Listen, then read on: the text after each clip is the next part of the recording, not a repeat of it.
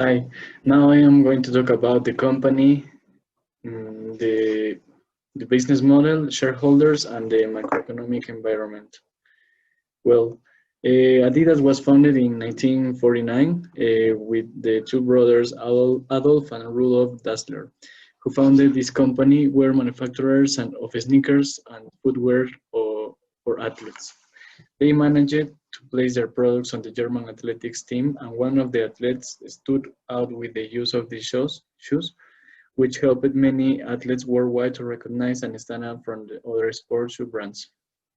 Rudolf, one of the brothers, founded his own company, a brand new company, Puma. So Adolf had to take over the company and rename it the brand as Adidas in 1949. In 1963, Adidas began supplying balls and sports clothing for the FIFA Championship, sports uniforms for referees and assistants, and balls for all the sport matches. In 2004, Adidas hired a famous designer, Stella McCartney. With this designer, the brand began to approach couture culture, being a very lucrative and profitable business for the company. In 2005, Adidas acquired the Reebok company for $3.1 billion, allowing the brand to position itself in the United States and be able to compete in this market with Nike, the number one in the sales of sport goods worldwide. Well, about the shareholders, according to the CNN business analysis, the last stock transactions were by institutional investors, which stand out Imperial Group LLC that bought 2,600 shares, Clearbridge that bought 130 shares, and Axis Asset that sold 813 shares. The the macroeconomic and environmental analysis, the political, the 35% of Adidas production comes from China. A change in the Chinese government could affect the tax paid as possible change in labor laws. In economic factor, the global recession that we are currently experiencing brings unemployment consequences and is affecting the demand not only for these products, but for many other companies. Technological, due to the latest technological advances, Adidas was the first sport equipment company to put a microchip in a shoe, and the Boost technology implemented in the latest of its shoes make it a product highly demanded by consumers. And finally, the environmental. Due to the growing trends in caring for the environment, the company tries to do everything possible to make its production and shipments as eco-friendly as possible.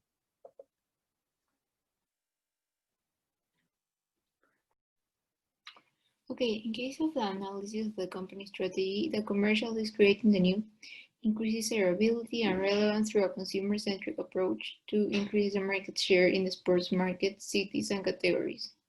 Operative. The speed is a key component that allows a competitive advantage, high product availability, low inventory risk, incremental net sales, and high margins. Adidas has been investing in analytical capabilities and technical infrastructure.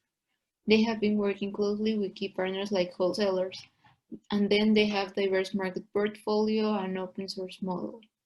Finance. Create value. It is idea in a long term for shareholders. It leads its decision in the making process, and its three main goals are sustainable revenues, earning growth, and operating cash flow.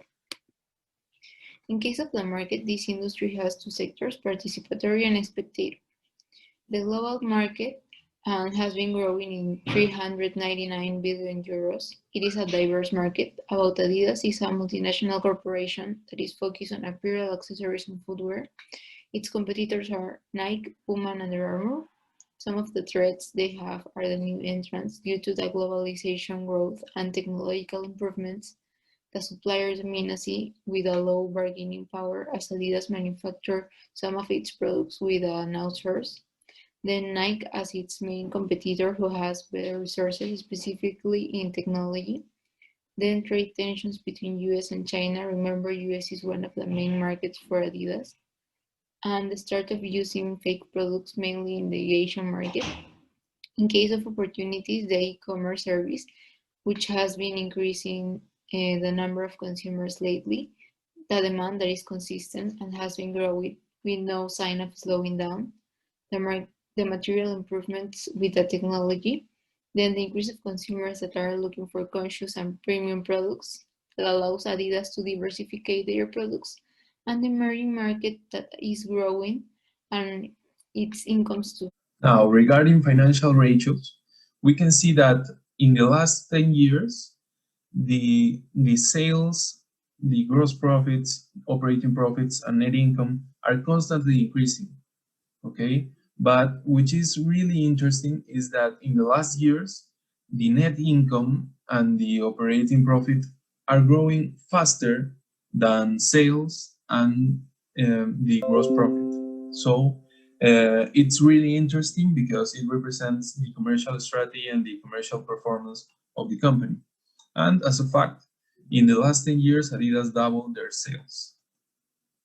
Now, regarding the balance sheet analysis, we have that they are financing their assets with 66% liabilities and 34% equity in 2019, which is represented in the next figure. And as we can see here, the assets variation is surpassed by the liabilities variation, which represents and confirms that their assets are being financed by liabilities.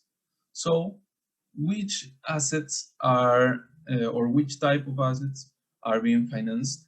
As we can see here, the growth is being made on non-current assets, which makes sense that are being financed by the non-current liabilities. And about profitability ratios, we can see that the ROE is increasing, and it makes sense because if the company is being more leveraged, they are reducing their equity. So it makes sense that the ROE increases and the ROA decreases because if the assets increase and grow a lot, it makes sense that the ROA remains constant or even decreases. But which is interesting and important is that the profit margins are remaining constant also and having a slightly increase.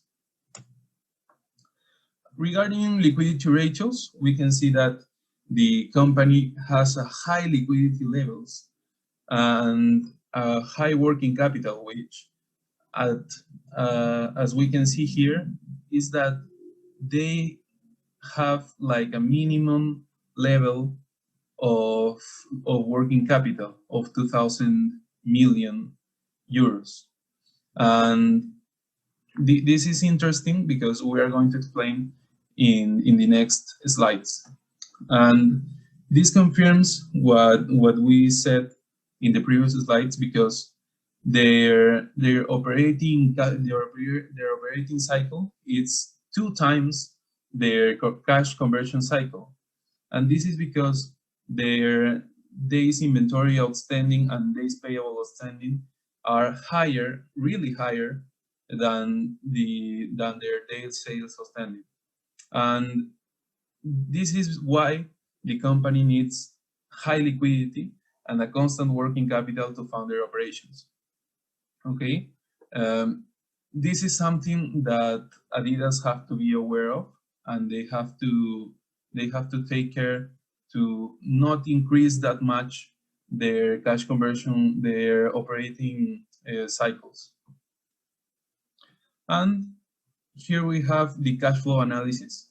And as we said, their operating activities are generating cash flow, which is healthy for the company.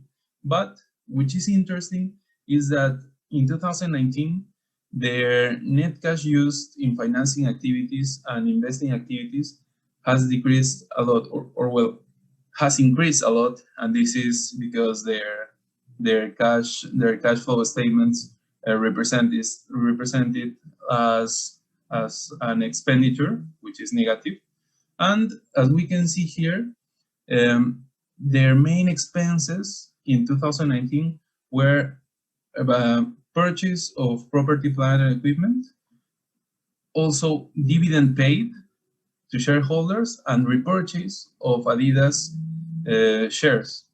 This is a risky move from Adidas as an investment and as an expenditure, because their net cash flow is negative in 2019, but we can see that their free cash flow is increasing.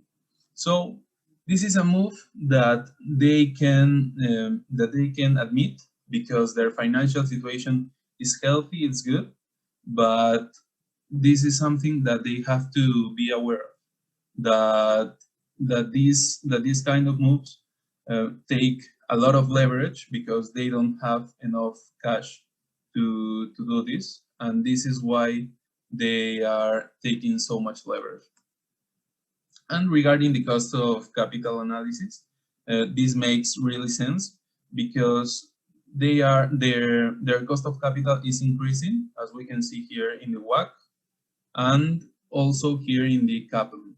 And this is because they are taking so much leverage, and their equity weight, it's decreasing, as we can see here, and their debt weight, it's increasing.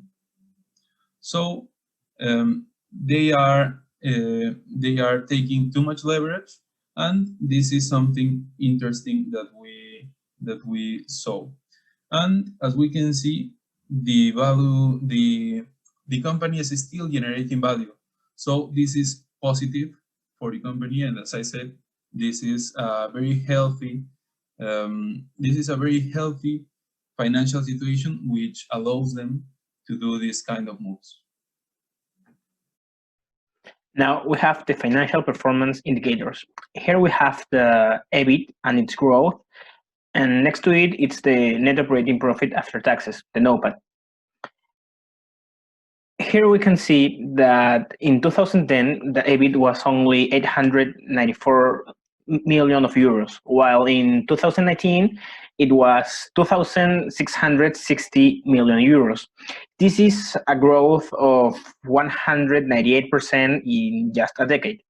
And this growth was reached despite a fall of 26% in 2014 and another one of 9% in 2012. About the NOPAT, the trend and the changes are similar than in the EBIT, but there are some differences because the tax rate is different each year. Here we have the ROIC, the return on invested capital. In 2019, it was 22%, while at the beginning of the decade, it was 17%. This is an increase of 500 basis points. Compared to the WACC, the ROIC is more than 1,000 basis points higher in almost all the years, except in 2014, 15, and 12, the years when the EBIT decreased. This is a good indicator because the return on the invested capital is higher than the cost of the capital, so it's generating value. And talking about the value added, the economic value added, we can see that in 2019, the EVA was 1,472 million of euros. And in 2011, it was only 735 million of euros. This is a growth of 100.24% in the EVA. And here we have some possible risks of investing in this company. We have found four risks. The first one is related with the exchange rate, because Adidas is a company based in Germany, and the Matrix company is listed in Germany, in Frankfurt. But it also has stocks in Milan, in Hamburg, Australia, Mexico, and US, and the United States. So for people who don't use euros, unexpected changes in the exchange rate may affect the profits, because if the value of the euro decrease when you withdraw your profits, you will notice that you don't have the profit expected because the euro has depreciated. The second risk is related with the commercial war, because Adidas was a company whose operations are affected by the discussion between USA and China. So if the war returns, it's probably that the shares price can fall. So if you are a day trader, this would be bad, because in one day it can decrease a lot, unless you have shorted. The third one is that Adidas is more leveraged than its competitors. So in case of bankruptcy, it's less probably to have your money back that if you had decided to invest in Nike or Puma, because the equity ratio is higher. And the last one is not a risk, but are the analyst recommendations that says that 44% of the analysts asked recommend to hold the shares, while 32% recommend to buy, and only 15% says it's a good time to sell. As we said, there are many Adidas shares in different stock markets, but this recommendation to hold is the same in all of them. Thank you. Now we're going to analyze the financial structure of the company. So first of all, we have the debt to equity ratio. This ratio shows us the financial relationship between the debt and the equity. When the result of the ratio is 1, it means that the company uses both loans and own capital in similar amounts to finance the company. That's why from this chart we can assume that Nike and Puma have been financed in a more proportional way between debts and equity, while Adidas has been financed with more loans. In 2019, its debt-to-equity ratio was 1.93. This can be a problem because it can be a sign of financial appeasement. This 1.93 ratio means that the debts are almost the double of the equity. In this case, we have also debt to assets. This ratio measures the proportion of the assets that had been financed by debt. Like we can see in the chart, Adidas during the past 10 years have financed more than the 50% of the value of its assets with debt.